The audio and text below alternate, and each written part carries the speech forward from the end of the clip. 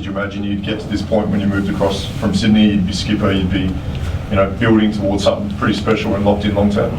Yeah, I mean, I didn't really look too far ahead, to be honest, when I first signed. I obviously wanted to come in and earn the respect from the team and the club and the supporters and play my best footy. And obviously, I didn't come in thinking I was going to be captain or anything like that, but I'm extremely grateful for how it's kind of turned out, and I'm excited as well by the future of the club and where we're heading, and just a great group of people that we've got in the playing group, but also that work here as well.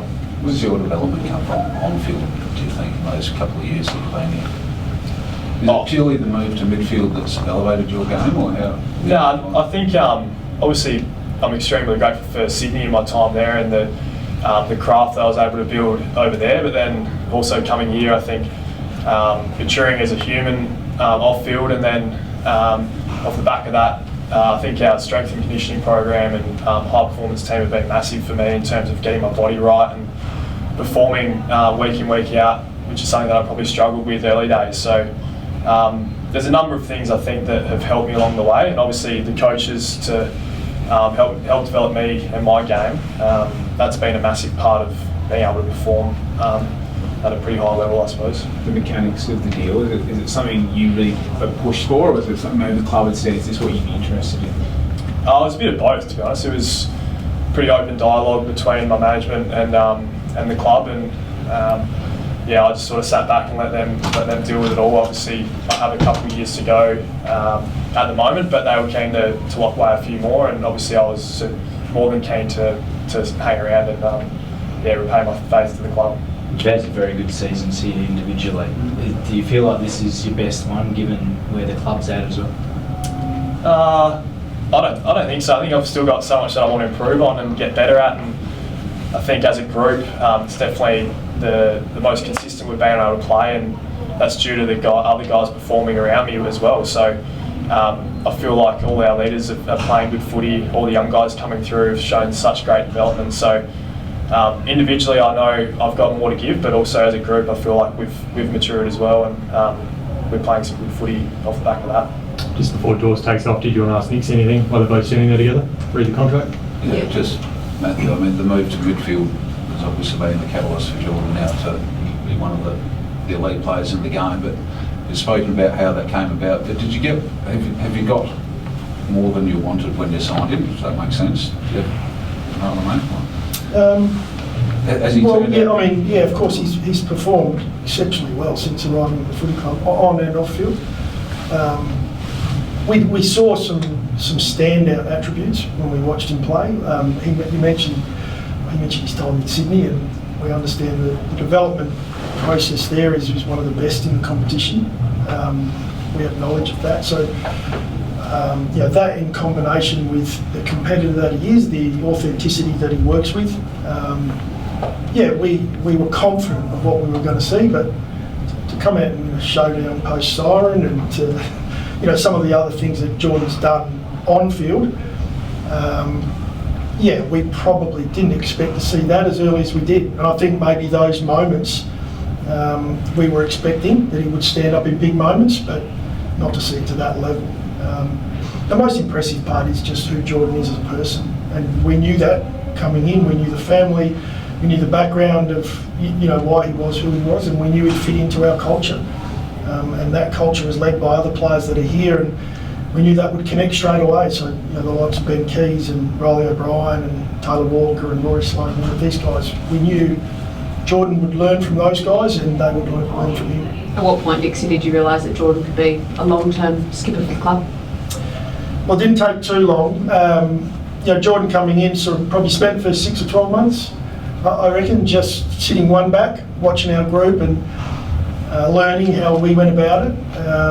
Probably realising, I don't want to put words in your mouth, but probably realising that he had the same values as what we did, and slowly over time he was able to step up and add value. And when you watch a person lead, what you see is others follow, and we saw our group follow in a big way, and we knew there was some key moments that we knew, okay, this is starting to look like our future, and we feel we've made the right decision in that space. Dawes, you better shoot off, mate. Thanks, guys. Thank you. Thank you. It's an interesting one with Dawsons in the last week or so. It's Dawson and I speak about a contract and what we can do going forward and extending him out, and I'm thanking him, and he in turn's thanking me. It's quite an unusual conversation for us to have. Well, rather than congratulations, here's a new contract, it's actually thank you, here's a new contract, and he's such an important part of what we're doing. What do you think that'll do for the rest of the club and in terms of committing players and sort of showing the project that you've got going forward the next few years with him committing on to? It just reinforces the direction we're heading in, really. It's our players and our staff understand who Jordan is as a person and what he values, and they're in line with what we value as a footy club. So to be able to reward that and show the rest of our people that you will be rewarded and you're an important part of what we're doing, this is a step in the right direction. Did you expect to be where you are as a team this year right now? Expect an interesting word, because there's so many things that go into the outcome. I knew we'd be in the position we are through process. I knew after a disappointing season last year where we didn't get that right, that we were able to bring it back to simplifying our game, to simplifying our focus. And I knew that we'd continue to improve as a group. We were developing really fast, and we have been now for a number of years. It's been a really tough journey for some who haven't been able to see that from the outside, but we've known it's there. So to answer your question, we were confident that we would continue to improve. At the moment, we're in a really great position when it comes to the season through just locking in on what is the moment. Right now, it's Gold Coast. Does it come a point though where it's beneficial to look forward and start really believing that you are capable of winning the flag as much as it's about this week? Well, I guess our job as coaches is to make sure we're planned for the future. So as a coaching group, we'll sit down, and the reality is we have to have an understanding of what's coming, not just now or tomorrow. It's got to be a bigger picture than that. But when we sit down as a group and we talk football, we've got to focus on the now. So there's a balance with that. I think as a football club, we talk about our leaders, right from John Olsen, right through to our leaders of our SNFL team. I think we all have an idea of the bigger picture of where we're heading, and we've got great leaders in the right positions. But we all know we've got to focus on now, otherwise we lose our way. The focus on the Gold Coast. How far has this side come since that round 4 game? Like, what to you stands out particularly in the growth of this group since then? Of our group, it's interesting because we go back and watch round 4, for example, and when we had our last hit out against them. It was a great battle. It's a very different game to where we're at now, and so we look at that with optimism of how we've improved and the areas we've got better, but we also have an understanding and a respect that so too is our opposition. They've improved out of sight, as I'm sure most of the league expect. With the group they've got, they'll continue to get better every game they play. But we feel we're in a similar position where we continue to improve as well. What are one or two of those improvements that particularly stand out to you watching round 4 compared to where you're at now? Well, going back to that game, we made a number of mistakes, and these are the areas we worked on. I guess our scores against. If you look up until that round 4 period, we'd leaped some big scores against, and that was through some of our, I guess, cohesion, lack of connection behind the ball. It takes some time through pre-season. You feel like you've got a lot of things right. You don't know until maybe 2 or 3, 4 rounds in. We did a fair bit of work off the back. I'd probably say a week or so later, we started to really focus on a key area of limiting all those scores. Nothing new. Every team's doing it, but it was a small tweak that we were able to make, so we've definitely improved in that space. But we know the challenge that comes with that as well, that we're playing against a team here that do score, and they do go fast when they get a chance. They've got some really talented players that move the ball very well, and they go at speed. They're as quick as any team in the competition. How's Jordan Bucks? He's going well. He's still in hospital in Melbourne, so he's with the experts. He's with the people that he needs to be with. We are anticipating that he maybe comes out either late today or tomorrow, but there's no chances being taken there. We strongly believe he's in the spot he needs to be in, and then it'll just be There's no locked-in date, but hopefully he can get in a vehicle or a car and drive back soon. Join us. Have you got to the bottom of what actually prompted it? No, it hasn't been a focus of ours at all. Jordan's health and well-being has been number one. Was Jordan out? Does that leave the window open for Nick Murray to come back in? Yeah, or Nick Murray or Ball Ace, both have put their hand up and both been in my office this week a number of times, and both deserve the opportunity. So we'll train today and then we'll make a call off the back of training. But yeah, confident both of those guys are ready to step up and play at the high level. When you say they've been in your office, are they knocking on your door or are you asking them to come in? They knock on my door. No, they don't knock sometimes. They're all different, but some just walk straight in, which is great. That's what we love, come in and communicate. We saw the Dogs stars, Bontempelli and Richards, play really good games, but you were still able to beat them. Is that a concern that they had so much footy and going forward, is it less of a focus with the likes of Rowell and Anderson on what kind of impact they have because you can still get the job done? There's a balance with all of that. I mean, it's easy in hindsight, but let's just say we didn't get over the line. The commentary will be Bontempelli beat the Crows.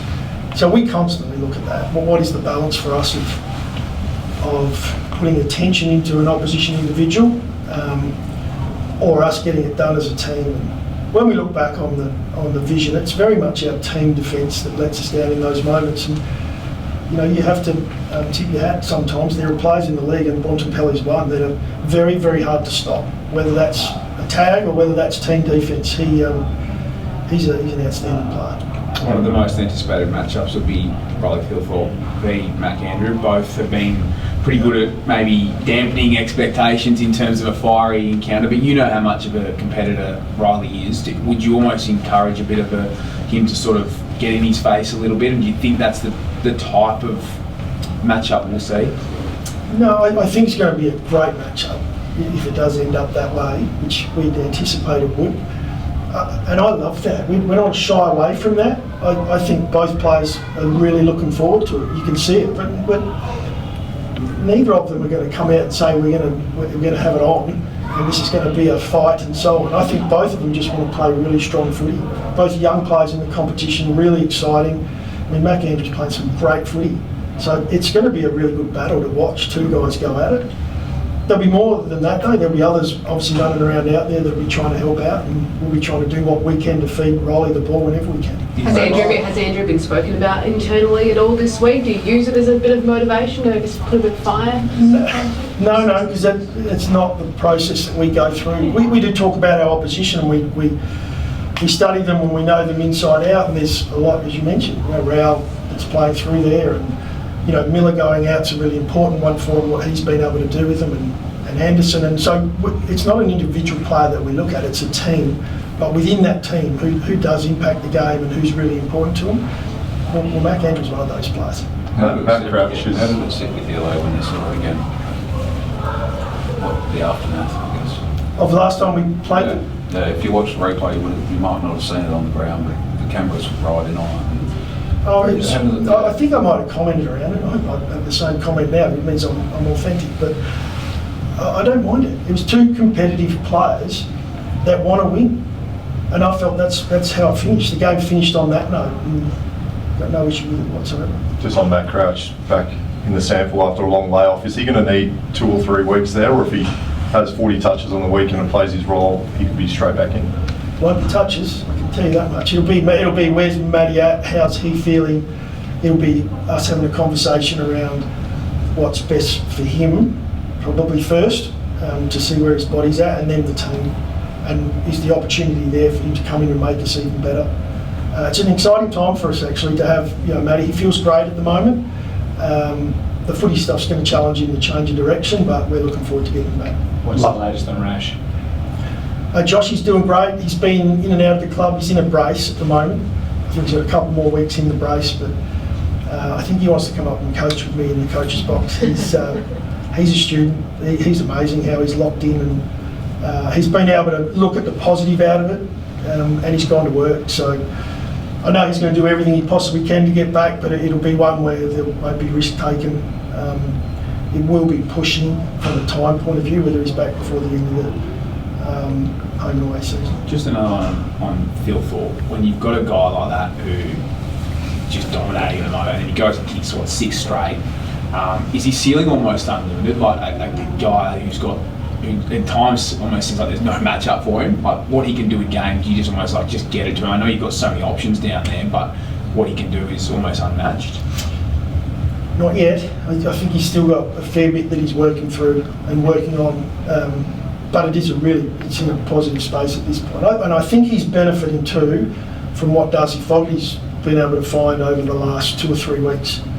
And I would say that the weekend was probably one of Tex's better games for the year as well. So when you put those together, that's what makes it hard to match up on, or makes us hard to match up on.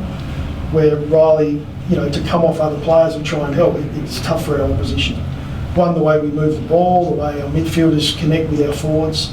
There's a lot more to it than just an individual that's playing at their best, and I think Riley's still got a lot more upside. How do you balance these last 6 weeks where we're seeing now, you did it earlier this season with Rory and also Tex resting players, but that top 4 carry is very much there. So how do you manage that, making sure that the players cherry ripe come to finals, but there's still that, a lot of positional debate still going on against that top 4? Well, we've had a couple of challenges the last few weeks. As the season gets longer, the trend is you see a little bit more soreness and injury that comes through. We've been challenged in that space, so we've actually had a few players get their opportunity that hadn't prior to that. At the moment, there's no talk of resting players and managing players at all. The competition is so tight in those top 9 spots that 2 weeks where you're not at your best, you can find yourself out of the 8. So we're all about, at the moment, we're all about Gold Coast. We'll play our best side we possibly can field. We're challenged in that space at the moment with obviously Rash going out and a concussion to Cook. And so we'll just keep working in that space. We won't be talking about managing. Who's in that mix to replace Braden? Pedler's in there, Nankervis, from a half forward point of view. Peds was probably pretty stiff last week to not get the call. We wanted to see a little more from him, and he gave us that on the weekend in the SANFL. So depending on how training goes today, I would have thought Pedler's a really big chance to come in and play. Where's he at long term? Obviously he's had so many troubles with his body. We've seen how good he can be. When Rash goes down, I think the obvious thought would be that it's a good opportunity. And where do you think his career's at long term in terms of reaching his potential? Yeah, we felt the same. We probably came off of one strong game prior to that, and we wanted to see another one at SANFL level. And Braden Cook was in good form. We'd put a month of football together, and you'd sort of talk back to opportunity. Like Braden Cook deserved that opportunity, and we felt even up to the point where he ran into a brick wall, we felt like he was going really well. Unfortunate for him, but he'll have to miss a week. But again, health and well-being is most important. But from Pedler's point of view, to now have 2 games under his belt and have even more confidence, we feel like he looks a lot more comfortable with the ball in hand and what he's been able to do executing by hand and foot. So everything going well today. I think you'll see an even better Luke Pedler if coming to the side. Mate, the current players aware of how much of a great Dave Robin was in this state, and how much of a legend he became over time? Well, probably not, but we will, in our Saturday session, we will talk through that. What we like to do is share and educate around, people who have impacted not only football but society, and Barry's one of those. And so we'll make sure we work through that and pay our respects in the best way we possibly can as a footy club, and also educate our guys around, those who have come before them. And we'll do what we can to, I guess, show our respect in that space. There's also a strong link here, obviously, given you the father of 2-time premiership centre half. Yeah, so that's part of what we like to do as a footy club, and we do really well.